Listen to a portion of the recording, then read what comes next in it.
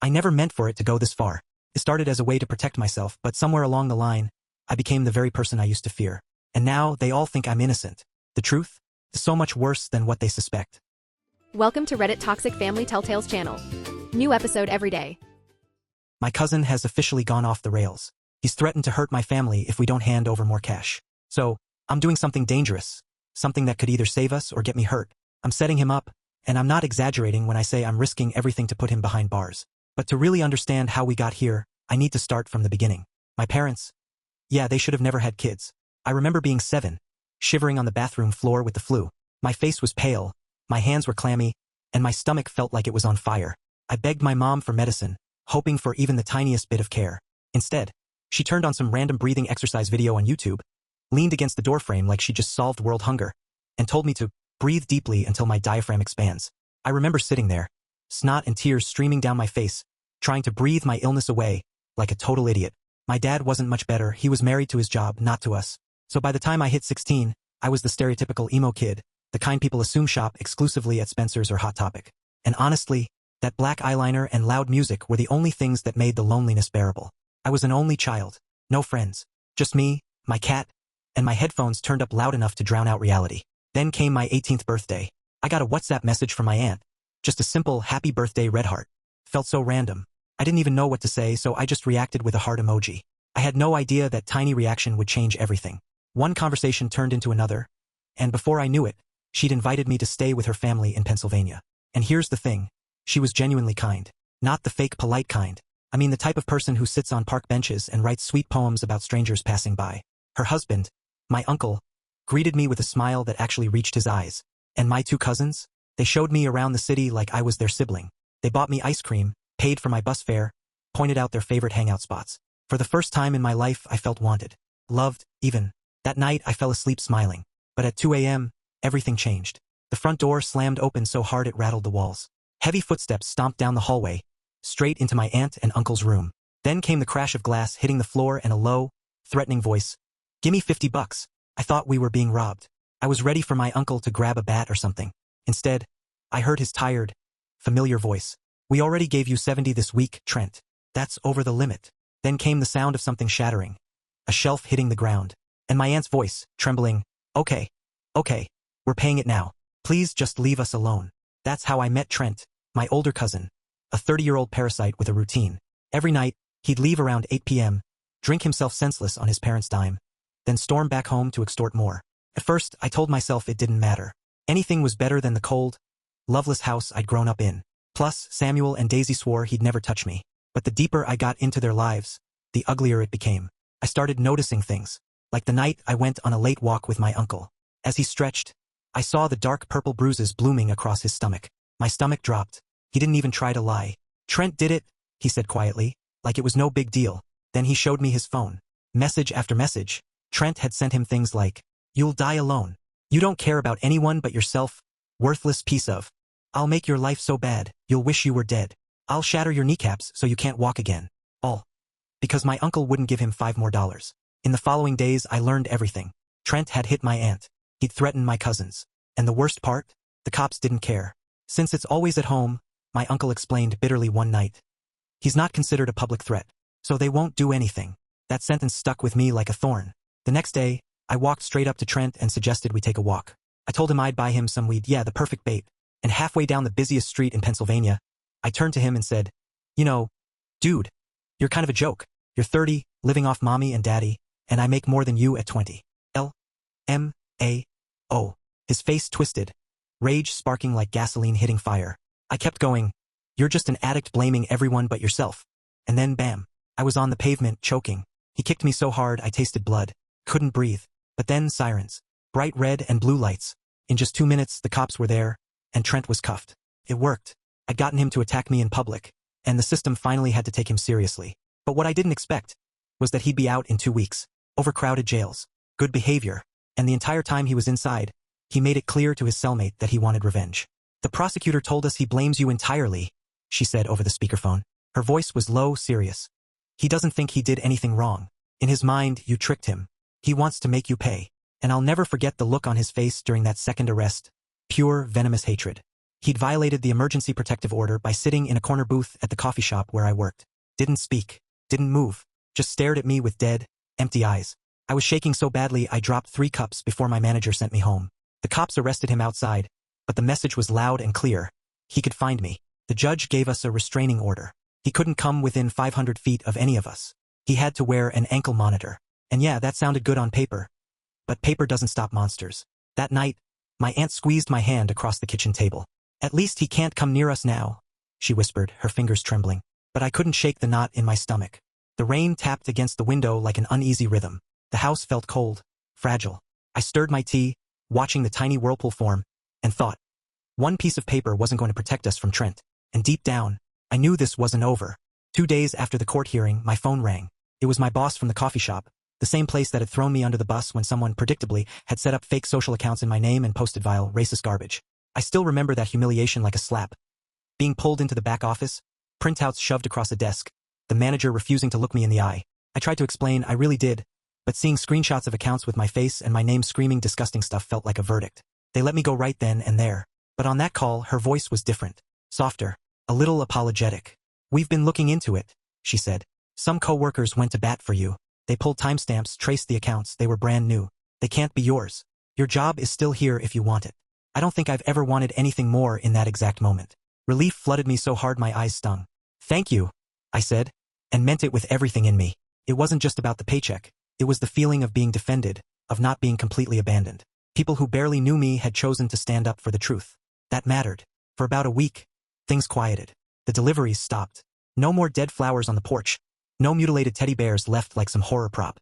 Uncle actually slept through the night without pacing the hallway, checking the locks every 30 minutes. The house lost that bunker vibe and, for once, felt like a place where we could breathe.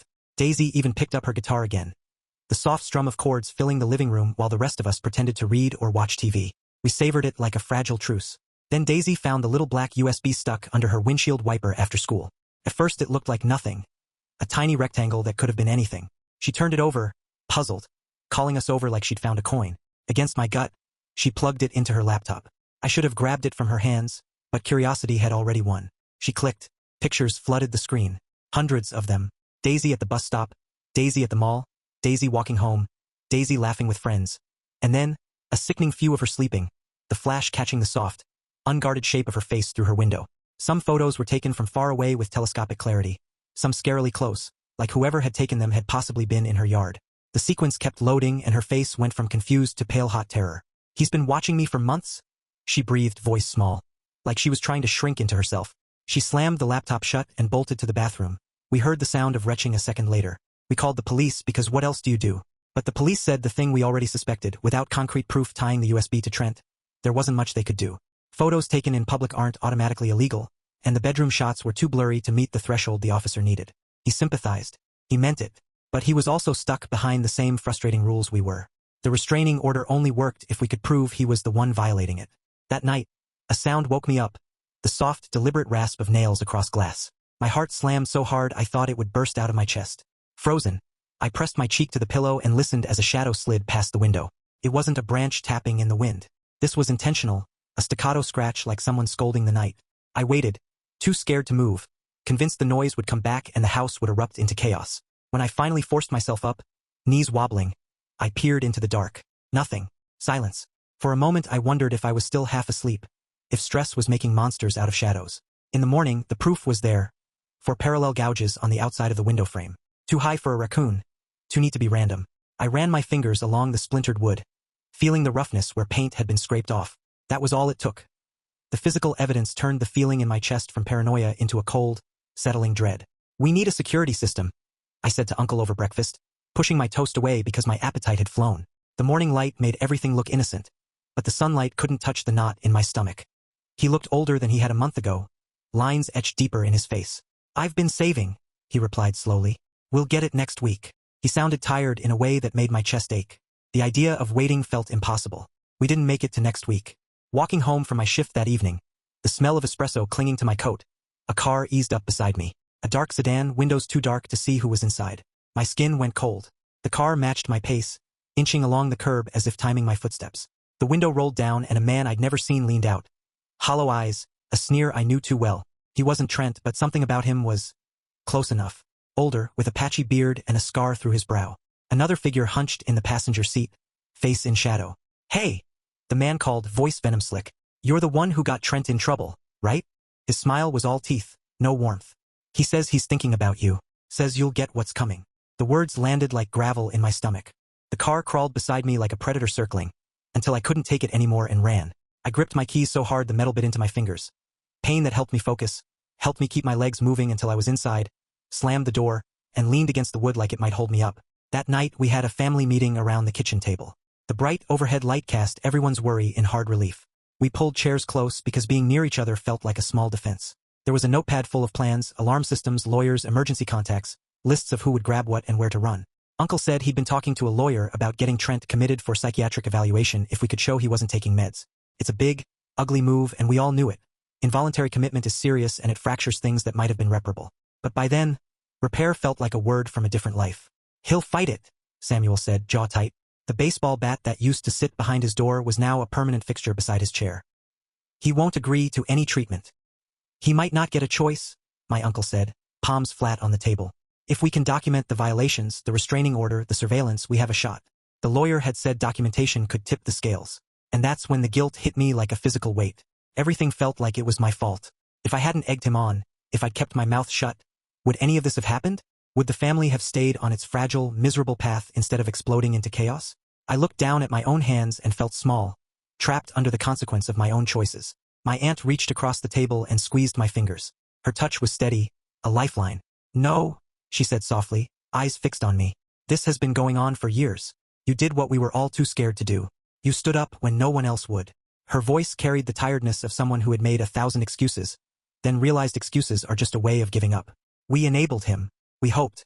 Hope doesn't fix things, honey." So we started to plan, really plan. Not just hope. We wrote down every incident, every threat, every strange car, every delivery. We listed witnesses, times, dates. We made backups of the USB photos and made copies of the fake account posts that had gotten me fired in the first place. We tried to turn chaos into paperwork, because paperwork felt like a weapon we could use. But even as we organized, a low, ugly fear sat in my bones. Paperwork can't stop a person who's already decided to hurt you. Paperwork can make a case. Paperwork can get a judge to sign an order. Paperwork can't stop footsteps on a porch in the dark. And as I went to bed that night, replaying the man's words in my head, "You'll get what's coming," I realized we were running out of time to turn a frightened family into something that could fight back. The only question left was, how far were we willing to go to protect each other? The day after the hearing felt fragile, like we'd been handed a Band-Aid and told it was armor. 2 days later, I got a call from my boss at the coffee shop, the same place that had booted me when someone, almost certainly Trent, made fake accounts in my name and flooded them with racist garbage. I can still feel that humiliation. The fluorescent back office, the manager sliding printouts across the table without meeting my eyes, the way coworkers whispered like vultures. I kept trying to explain, but screenshots don't care about your voice. Her tone on the phone was softer this time. "We looked into it," she said. "Some people backed you up, they checked timestamps, traced the accounts. They're brand new. They can't be yours. Your job's here if you want it." Relief hit me so hard my vision blurred. It wasn't just the paycheck. It was proof someone else believed me, that I wasn't completely alone in this. "I'll be there tomorrow," I said, and for the first time in weeks the knot in my chest loosened a little.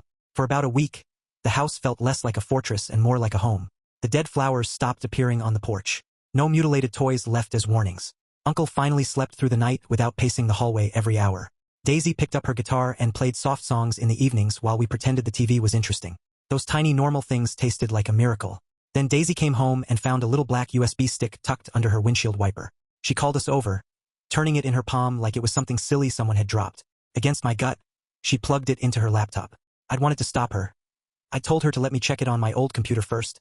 But curiosity had already won. The screen filled with pictures. Hundreds of them. Daisy at the bus stop, Daisy in the food court, Daisy laughing with friends. And then, the worst, shots of her bedroom taken at night, the flash catching her sleeping face. Some photos were far away, clearly taken with zoom lenses. Others were terrifyingly close, like the person taking them had been standing in her yard. The images flipped by, each one landing harder than the last, and I watched her color drain from her face. "He's been watching me for months," she whispered, voice small enough to break. She slammed the laptop shut and ran to the bathroom. We heard the sounds of someone trying to make themselves throw up. We called the police, of course. The officer who came was kind but clinical. Unless we could tie those photos to Trent specifically, prove he took them, there wasn't much they could do. The law has weird jagged edges. Pictures taken in public aren't always illegal, and the bedroom shots were too blurry to be a slam dunk. He sympathized, but he couldn't make the rules bend. That night, I woke to the sound of fingernails scraping glass. It was soft at first, deliberate, like someone drawing a long finger across a window in time with a metronome.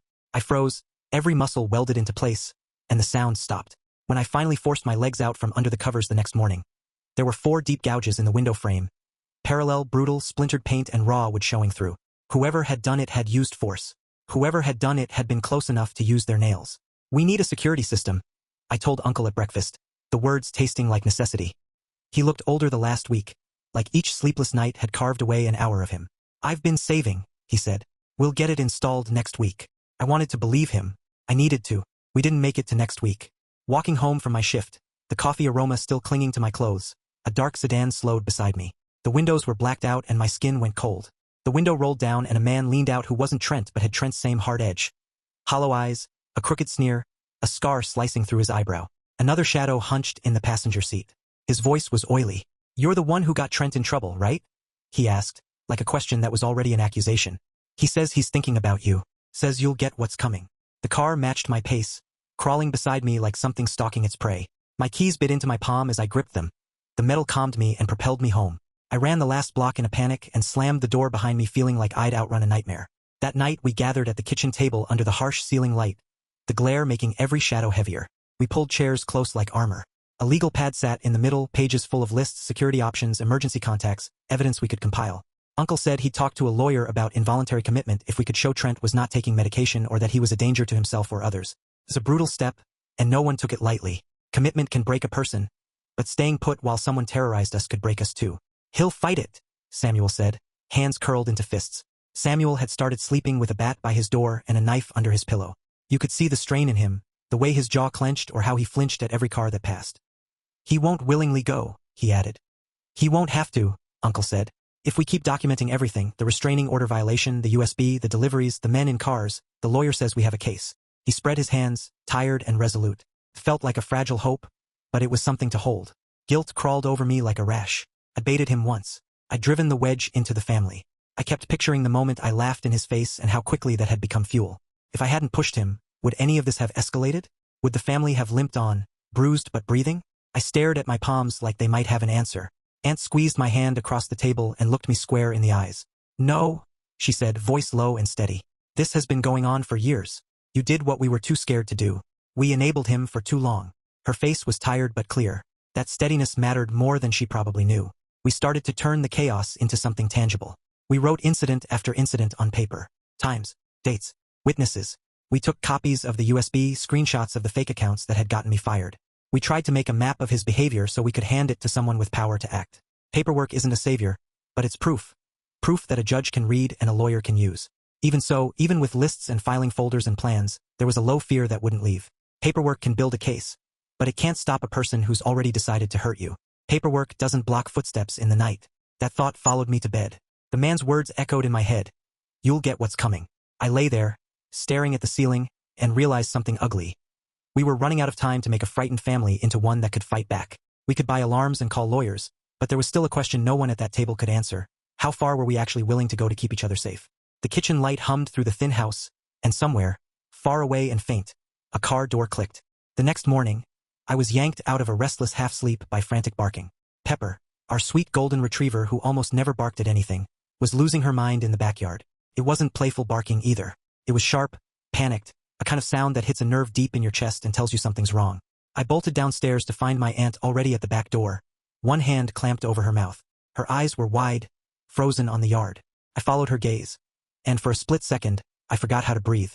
The backyard looked like a war zone. Shattered bottles, beer, wine, liquor, were scattered everywhere, catching the sunlight like a field of jagged diamonds. Whoever did this didn't just toss a few bottles. They'd methodically covered the entire lawn with sharp, glittering shards, making it impossible for Pepper to move off the patio without tearing her paws apart. She paced in circles, barking, her tail stiff with panic. Then I saw it, spray-painted in thick, dripping red letters across the back fence. "Nowhere to hide." The words stretched the length of the fence, sloppy but deliberate, the red paint running in streaks that looked disturbingly like blood. My stomach twisted into a cold knot. This wasn't just a message, it was a promise, a warning. That afternoon, the security company finally came. 2 guys in blue uniforms moved through the house like clockwork, installing cameras, motion sensors, and panic buttons. By evening, our home looked less like a house and more like a fortress under siege. The main console flickered with a grid of live camera feeds showing every inch of the property. The text walked us through everything: how to arm the system, check footage from our phones, and use the panic buttons in case someone tried to break in. "I feel like we're living in a prison," Daisy whispered, her arms wrapped tight around herself. The spark she used to carry was fading fast. Every beep of the system, every alert, felt like a reminder of how fragile our sense of safety really was. I didn't say anything, but I knew she was right. At least prisoners have guards. We only had each other. That night I did what had become routine. Checked every camera feed. Double-checked the locks. Wedged a chair under my doorknob. It wouldn't stop anyone determined to get in, but it gave me just enough comfort to close my eyes. Sometime after 3 a.m., the house erupted in sound. The alarm was deafening. A piercing wail that cut through the dark like a blade. I shot upright, my pulse roaring in my ears. 3:17 a.m. I stumbled into the hallway and nearly collided with Samuel. His hair stuck up in all directions, the baseball bat clenched in one hand, his phone in the other. Uncle's voice came from downstairs, low and clipped. "Motion sensor. Back porch. Police are on their way." We gathered in the living room, backs pressed together like a unit in a battlefield. The house was silent except for the alarm and the distant sound of sirens. Aunt clutched her robe tight, her face pale in the dim light. No one said it aloud, but the same thought hung heavy between us. What if this time, it's him? The police arrived fast. They found nothing. No forced entry. No footprints. But when the flashlight hit the back porch camera, my stomach dropped. Someone had spray-painted the lens black. The paint was still wet. Whoever it was had been right there while we were sleeping. "Someone was definitely here," the officer said, inspecting the camera. "And they knew exactly what they were doing." He ran a gloved finger along the lens, the tacky paint smearing like fresh ink. I felt a chill slide down my spine. The cameras had only been up for hours. Either someone had been watching the installation, or they already knew our setup. Both possibilities meant the same thing. This wasn't random anymore. We were being hunted. The next morning, I was pacing the kitchen like a trapped animal, my phone pressed to my ear, a chirpy hold song drilling into my skull. I counted the tiles on the floor to keep from losing it. This wasn't just nerves. This was the kind of dread that settles in your bones. Finally, a cheerful voice cut through the music. "Valley Security. How can I help you?" She sounded like she was talking about a delayed Amazon package, not a house under siege. I explained everything, the painted camera, the way whoever it was knew exactly where to strike. My voice shook as I spoke, not from weakness but from the sheer rage boiling under the fear. She started typing, the rapid clack of her keyboard filling the silence between us. Felt like forever. Then her tone shifted. It looks like someone called yesterday afternoon requesting information about your installation. They claimed to be the homeowner and asked for details about the camera placement. For a second, I didn't breathe. And you just gave them that information? They verified the account with the correct phone number and address, she said quickly, defensively, like she'd repeated this line before. It's standard procedure. My blood ran cold. Trent knew the house like the back of his hand. He'd lived here. He knew our address, our phone number. Of course, he'd know exactly how to sound calm and legitimate. I hung up, hands shaking. Our fortress wasn't a fortress at all, it was glass. And Trent had just thrown the first stone. That night, Daisy's phone chimed. One short message from an unknown number. Nice security system. Shame about the basement window. The blood drained from her face as she read it aloud, her hands trembling so badly she nearly dropped the phone. We sprinted downstairs. The basement window, the tiny one we'd skipped adding a sensor to because it was too small to matter, had been tampered with. The lock was snapped clean, the wood splintered. He could have gotten in if he wanted. But he hadn't. He wanted us to know he could.